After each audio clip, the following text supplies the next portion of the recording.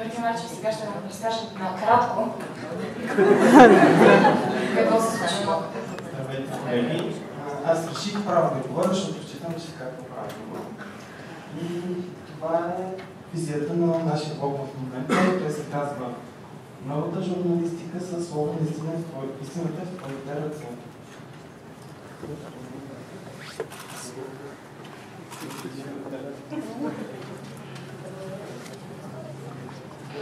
Хайде, Георги, истината в твоите ръце.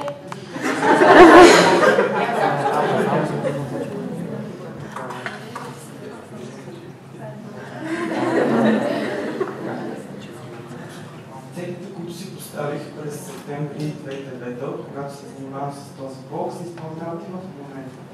Една от тях е поддържането на динамично оформление. С оглед на бързото технологично развитие, ние трябва да следваме тенденциите, защото нашата аудитория е млада, тя има нужда да влиза в блога под различни условия и затова създадохме и мобилна версия, която е достъпна през новите телефони. Може да следите блога и в движение.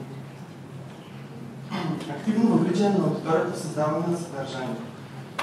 Това е може би най-важната цел, която си поставих, защото самата идея на блоговете и като цяло на нашия блог е аудиторията да участва в създаването на съдържанието. По-нататък ще разберете как. Създаване на журналистически продукти от студентите по журналистика. Тоест теорията да мине в практика. Все пак ние ще пишем и ще създаваме аудиовизия и трябва да знаем как да формираме общественото мнение. Ежеседмично публикуване на самостоятелните работи. Това е логично продължение от предходната функция на блога, т.е. както разбрахте от Антония, това беше първоначалната идея и нямаше как да не се продължи, а е редно.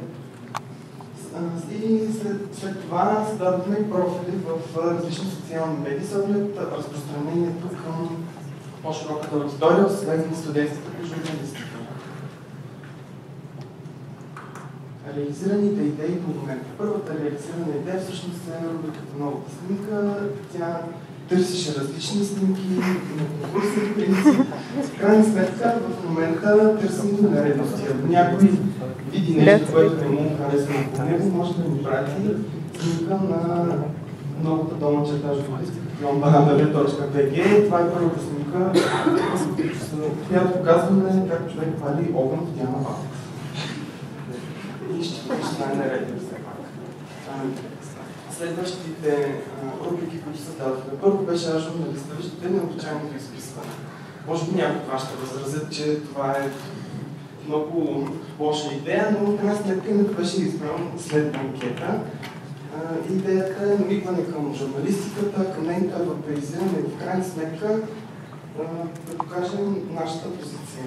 След това, от септември 2010 започна нова идея за блога, т.е. в него да бъдат представени и систематизирани повече материали. Първата рубрика е "Студентски живот", в нея Тушев, които понякога доста сериозно разкриваме проблемите, които са около нас в студентски град. Например, имаме материал за манжестри, както всички знаете тази минуца. Сподели с мен рубриката, в която представяме интервюта. В нея имаме интервюта с Димитър Карпатов, с Яна Раева, с много други спортисти, както и интервюта с преподаватели. Най-паметно се остава с ръководителя на катедра "Економикс" в УНСС, Трайчо Стопасов, може би от вас са да се срещате с него. И ответен коментар е рубрика, в която няма значение темата, има значение жанра, т.е. не търсим коментар, анализ, нещо, което не ви харесва, градивно и градивно критикуваме. От мрежата е видеорубриката на блога, в него показваме материали, които са с най-често образователна цел. Разбира се, и късометражни филми, неща, които е хубаво да знаем как се правят, чисто практически. От септември, може би, започваме да развиваме и авторски снимки.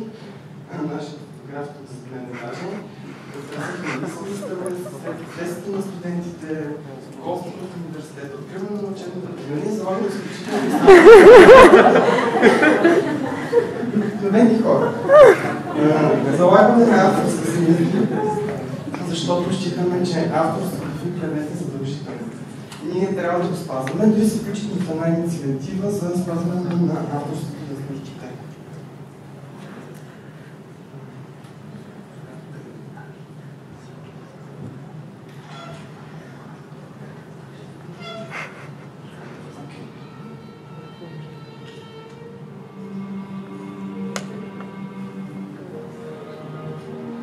Има действия, които не можем да спрем. За съжаление, това е трябва да се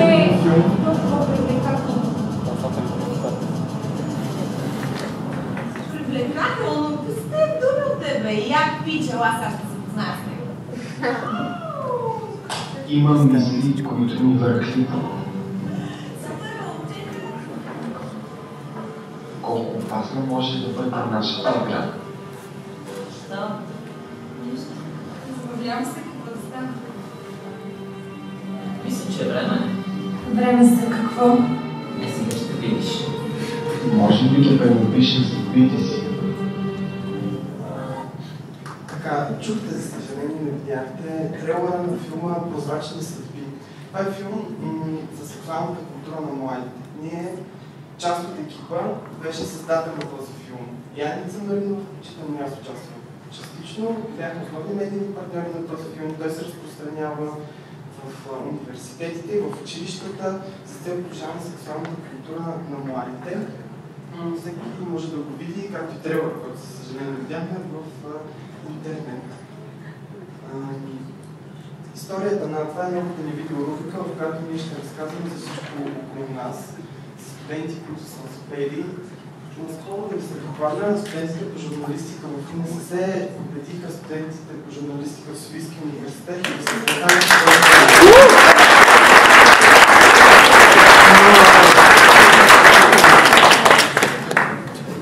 също така отразихме различни истории. На това момче да разказва на Иван Осланов, мисля, че някъде в залата. Ето там.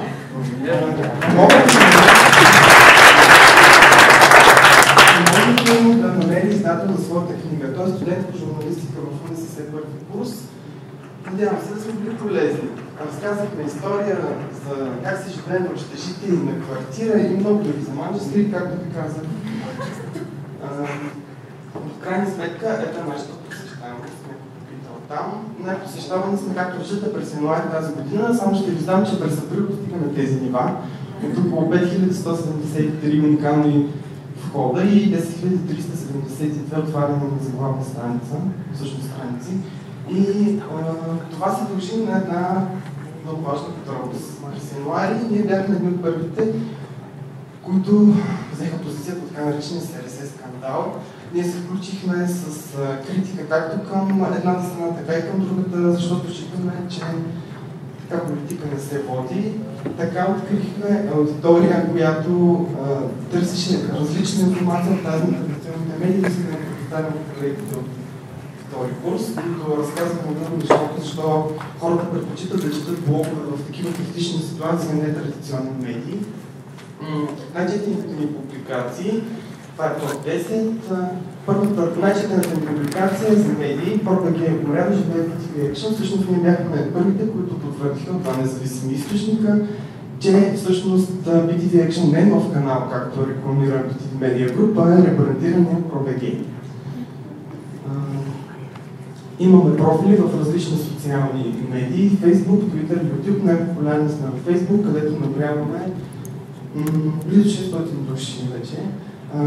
Освен линкове към новата журналистика, ние там представяме и линкове по интересни теми в други блогове или други сайтове. YouTube е най-новото място, където сме регистрирани. Идеята е да качваме там да имаме генералите си, които ще снимаме, надявам се, в началото на четвърти курс. Нататък с цел практическо прилагане на теоретичните знания, които ще получаваме по телевизионни траси.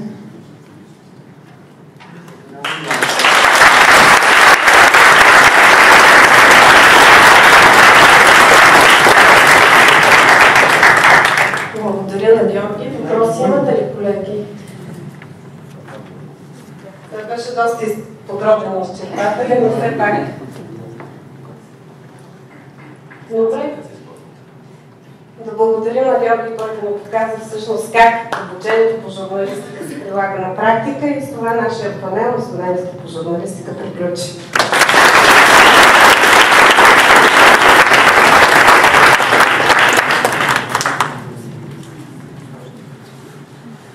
Уважаеми колеги, съгласно предварително изготвената програма, в 15:40 започва връчването на наградите. До тогава работят колегите в съседната до нас секция, тъй като при тях броят на докладите е малко по-голям. Така че обявявам кратка почивка и ви моля да заемете местата си на време. Уважаеми колеги, позволете на мен да кажа една дума, докато използвате почивката, да не знаете, може да се съчетае полезното с приятното. Тук си спомняте, беше вице-президентът на едно от енергийните дружества, заедно с администратора на Института по енергиен мениджмънт. Те оставиха формуляри за обратна връзка. Затова много моля, тъй като имаше 3 листа оставени, само единият е изписан. Ако някой е пропуснал, нека да си запише имената, за да могат те да считат тези студенти, които тук са се записали, като проявили потенциален интерес към бъдещата специалност в магистърската степен икономика на енергетиката и на тази основа да можете да се обръщате към тях, след като те направят и една допълнителна презентация, вероятно към края на семестър, може би по време даже на сесията. Благодаря ви.